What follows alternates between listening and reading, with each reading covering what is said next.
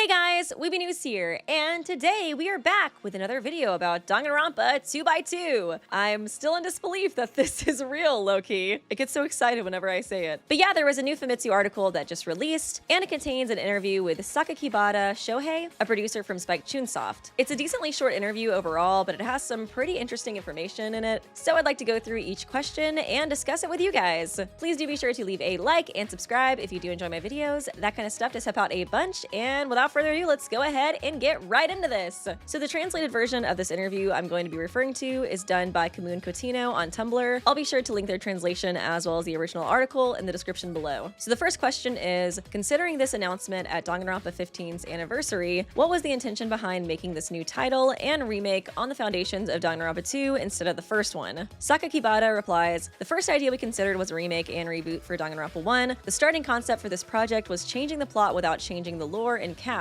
But we eventually realized Danganronpa 1's narrative is too central to Danganronpa, and making changes to it would have too many consequences for the rest of the series. For that reason, after going over all possibilities, we came to the conclusion that Danganronpa 2 is a game we can use to offer the player base a new Danganronpa without breaking the pre-established Danganronpa lore. This is the belief that defined the current shape of this project. This answer was super interesting to me. A lot of us had been speculating that the reason they chose to make a new scenario for Danganronpa 2 rather than Danganronpa 1 was because this game takes place in the Neo World program. And since basically the whole entire game takes place inside a computer and everyone besides Chiaki, rest in peace, was revived afterwards, it's pretty easy to add another story without interfering with the canon that takes place before and after it. And I feel like this answer seems to basically confirm that that was the reason they chose Danganronpa 2. At least that's how I interpreted it. I will say there's another answer in this interview that does kind of seem to clash with this idea though, and it confuses me a little bit. I'll get to that in a second. But moving on, the next question is the new scenario going to be the original Danganronpa 2 plot with a few different twists, or is it going to actually change everything from the moment they set foot in Jabberwock Island? Sakakibara says the latter. You nailed the description. It starts with the exact same lead-in, then a special event happens during the intro, and the narrative begins to greatly deviate due to it. I must add that this is not a root split. The new scenario and the remake are laid out as two completely independent games. So I was really glad that this answer confirmed that the games will be separate from each other. I was kind of wondering if 2x2 was going to be like a root split inside of the remake. Like, you know, you make a different decision and then it leads to this new scenario. But here they confirm that it will just be a completely independent game. Another thing that's interesting here is that he also reemphasizes what the Nintendo Direct trailer stated, that basically the beginning of the game is going to be the same, but a special incident or event will happen at the beginning that will cause it to deviate greatly from the original. In this interview, he specifically mentions that this event happens in the intro of the game, which leads me to believe it's something that takes place in the prologue rather than chapter 1, like a lot of us were speculating. My first thought was like, what if in that scene where Monokuma executes Usami in the intro, instead of a bullet just grazing Hajime, what if one actually hits him, kills him right there, and from that point forward we play as a new protagonist? I do feel like that is something big that could happen in the prologue that would cause like a huge butterfly effect on the rest of the game. Not to mention make the game a completely new experience for the player as well, since we'd get to play as a new protagonist. That was just kind of like my first thought in terms of like something big happening during the prologue. I saw a lot of people online kind of speculating that something different would happen in chapter 1 instead, which does make sense because I feel like there's just a lot more possibilities of things that could change. Specifically, I saw this one tweet by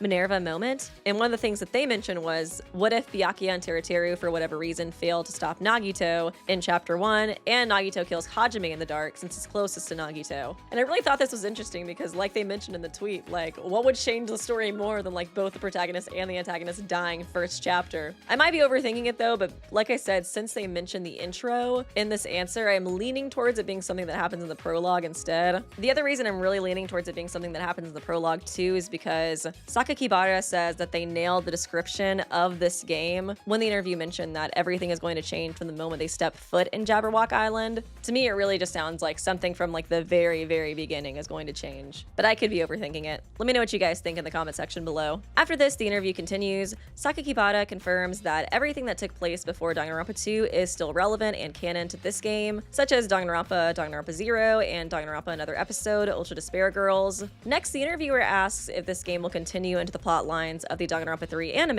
and Sakakibara answers, "You will have to play the game for yourself to find out how 2x2 ends." Huh? This is like confuses me, because based off of the previous answer, I thought the reason they chose this title was because it would fit neatly into Danganronpa 1, 2, and the Danganronpa 3 anime timeline. But then this answer implies to me it might not lead into Danganronpa 3 at all. So now I'm kind of like, what is the truth? Did we choose Danganronpa 2 because we don't want it to alter the already established Danganronpa lore or not?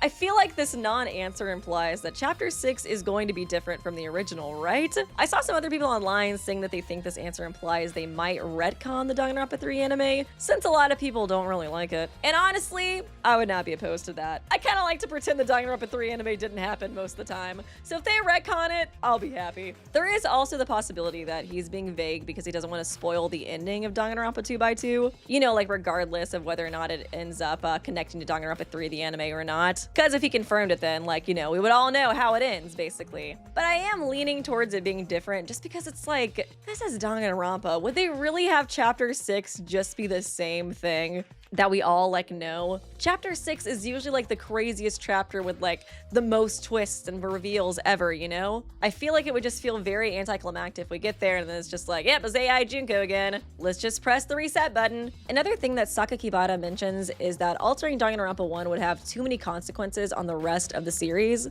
which to me does kind of imply that they're not opposed to 2x2 having some consequences to the rest of the Danganronpa canon, which is making me lean towards the idea that they probably will try to retcon Danganronpa 3 the anime. I have some theories too about how they could go about retconning it, if that is their intention. I was thinking about putting in this video, but honestly the theories are way too long and complicated to fit in this video. So let me know if you guys would like me to make a separate video about that. And yeah, let me know what you guys think. Do you think they might try to retcon the Danganronpa 3 anime, or do you think they're just being vague because they don't want to spoil the ending? I'm very curious to know what your opinions are. Next, the interviewer asks if any of the gameplay parts of the class trial will change, and Sakakibara says it'll be announced later. Since he didn't give a clear answer here, I am wondering if they are going to change or add any new minigames to this. I really hope they add Scrum Debate to 2x2, because Scrum Debate is so freaking fun and the music is so hype. I would love to see the Danganronpa 2 characters in Scrum Debate, and I feel like there is a pretty good chance they might add it, since I do feel like a lot of fans really love that minigame. Next, he confirms that all of the same voice actors for the core cast will be returning to 2x2, both for the new scenario and the remake, as the voice actors will actually be re-recording all of their performances for the remake, which is super cool. It does seem like they are only really referring to the Japanese VAs during this section, but hopefully they're able to get all the English voice actors back as well. Next, he states the only characters that will be receiving new voice actors are Monokuma and Monami, as both Japanese voice actors have tragically passed away. And he continues that they will announce their voice actors at a later date. Next, they get into more details about the Danganronpa 2 remake. The interviewer asks what's new about the remake. Sakakibara says the script is largely untouched. We rewrote it to fit within the new gameplay mechanics. All characters were redrawn and the Jabberwock Island backgrounds were redesigned. The hotel in particular had its design altered completely, with heavy emphasis on the feeling of a tropical resort. I had a feeling that the script was basically untouched based on the screenshots we saw from the trailer, since the dialogue shown so far has been identical to the original, but it's nice to get confirmation on this. I do wish we got some more confirmation on whether or not they were going to reanimate the executions, but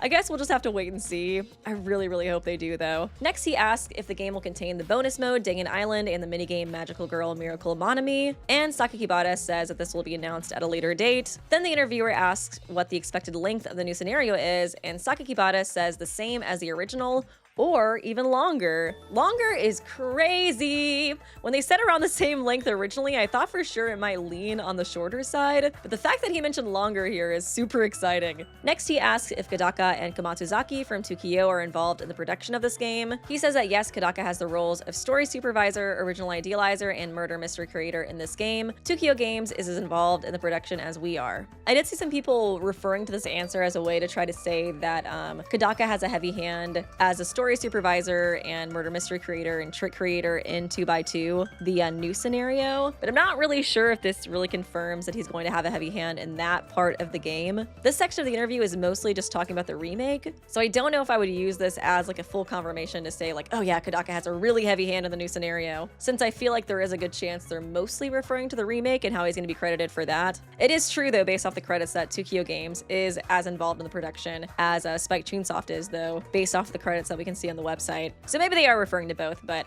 I don't think I would use this as like a smoking gun to be like, yeah, Kodaka has got his hands all over the new scenario. Just kind of want to clear that up since I've seen a lot of people talking about it. Next, they ask, will the 15th anniversary event on November 2025 have test play booths and announcements for 2x2? Sakakibata says, yes, that will be the earliest test play opportunity worldwide. More details will be announced at a later date. Okay, so this is actually really interesting for me personally, because I'm actually going to be visiting Tokyo the first week of December with some friends. Completely ended up being coincidental that it kind of lined up with this. We've been planning this trip for years, and it just kind of worked out to finally go this December. But yeah, I'm really hoping there's still gonna be some Danganronpa 15th anniversary stuff going on while I'm there and I can vlog it. But yeah, I'll keep you guys updated on that. And I'll make sure to bring all my equipment when I go to Japan this year so I can make some videos. Next, he asks what the official pronunciation is for 2x2, and Sakakibata confirms that it is 2x2, not 2x2, which I do think sounds better. Next, they ask if he has any final words for the fans, and Sakakibata says, thank you for your patience, fans. We can finally deliver you a new Danganronpa game. The game is a remake reboot, but with a brand new story. I hope you look forward to the release. You'll soon find out what the future has in store for Hinata, Kamaida, and the Danganronpa series. It feels slightly ominous that he mentions Hinata and Kamaida at the end there. I'm like, is something gonna happen to them? I feel like he probably just mentioned them because they're like the two characters that we see in that new CG shown at Nintendo Direct. But there is also a part of me that's like, oh god, they're gonna die first, aren't they? But yeah, this final message really does feel like to me they're saying like, Danganronpa is back. Thank you for being patient, but we can finally bring it back. I feel like as long as this game does well, we'll definitely get some more Danganronpa in the future. It was always crazy to me that they just kind of like stopped making it, especially in 2020 when it got like such a big resurgence in popularity. I was like, why are they not reviving the series? Even from like a monetary perspective, I was like, I feel like this is Spike Chunsoft's most popular IP. Like, why are they not doing anything with it? It didn't make sense to me from like a business perspective. I kind of feel like since they're working so closely with 2Kyo Games, I wonder if the reason they waited as long as they did is so that it wouldn't clash with any of 2Kyo Games' releases. I know Kodaka and Uchikoshi were very excited to start that company, and I do feel like they finally did get all the main projects that they were planning on making with that company out. And at this point, it's been like 5 months since 100 Line Last Defense Academy's release, so I feel like that is kind of like a decent amount of time for like Kodaka's fans to give that game a try before announcing this